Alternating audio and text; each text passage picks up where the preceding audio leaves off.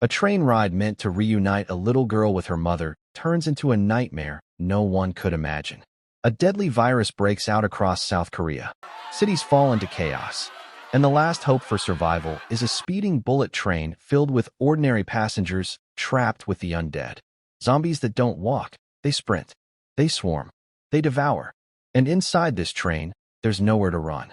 This is Train to Busan, a gripping survival thriller that asks, in the face of death, who will reveal their humanity, and who will lose it completely? We meet Seok-woo, a wealthy fund manager in Seoul. He's smart, rich, and powerful, but also selfish and distant. His young daughter Suin feels it more than anyone. She just wants one thing for her birthday: to see her mother, who lives in Busan. Reluctantly, Seok-woo agrees. Early the next morning, father and daughter board the KTX bullet train from Seoul to Busan. A normal trip, a couple of hours at most. But fate has other plans. Even before the train leaves the station, we see signs of something very wrong. Emergency vehicles race through the streets. People whisper about riots. And then, a disoriented woman stumbles aboard, her leg twisted, veins blackened. She's infected. The last thread holding civilization together is about to snap. Moments after departure, chaos breaks out. The infected woman convulses, foams at the mouth, and suddenly rises as a rabid zombie. Within minutes, she attacks a crew member. The infection spreads at lightning speed. Passengers scream, stampede, and the nightmare begins. Seok-woo and Suin barely survive thanks to the help of other passengers. Sang-woo, a tough, sharp-tongued man with a heart of gold, and his pregnant wife Song-kyung.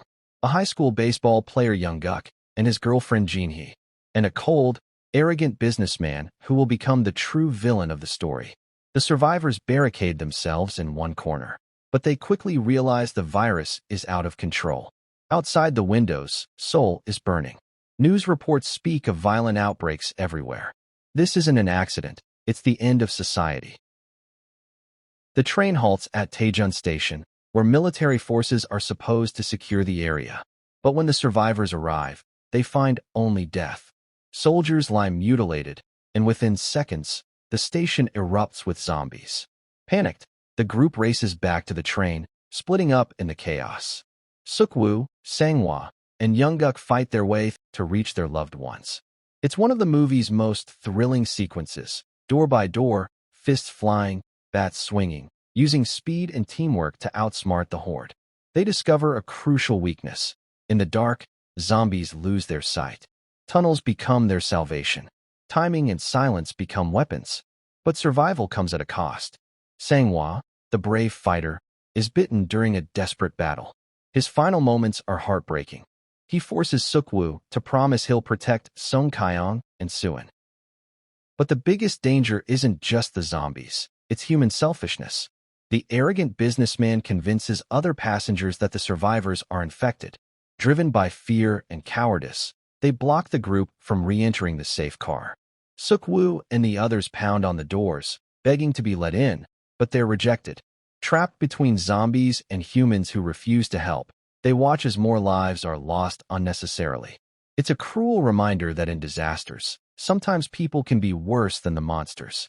When In-gil, one of the elderly sisters, sees her sister Jong-gil die because of this cruelty, she loses hope. In a moment of despair, she opens the doors, unleashing zombies on the selfish passengers. In seconds, the train was drenched in blood. By now, only a few remain. The train hurtles forward, but derailed wreckage blocks the tracks ahead. They're forced to evacuate and board another engine. It all comes down to a final showdown. The businessman, still alive, tries to escape by throwing others into danger. But his escape costs him. Amid the struggle, he was bitten.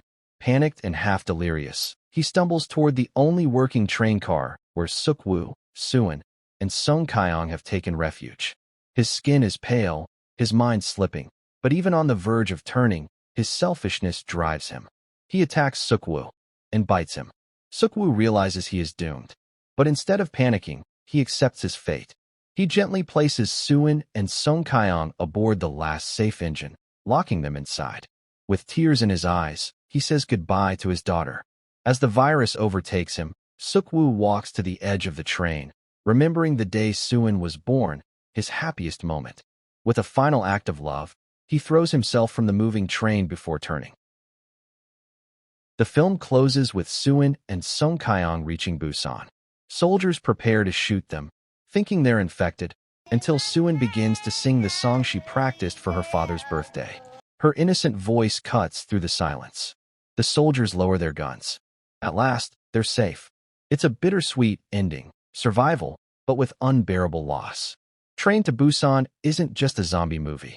It's a story about humanity, selfishness versus sacrifice, despair versus hope, and how love can endure even at the end of the world. So what would you do trapped on a speeding train full of the undead? Would you fight like Sang-woo, sacrifice like Seok-woo, or turn selfish like the businessman? Let me know in the comments. And if you want more epic survival recaps like this one, don't forget to hit that subscribe button, because we're just getting started.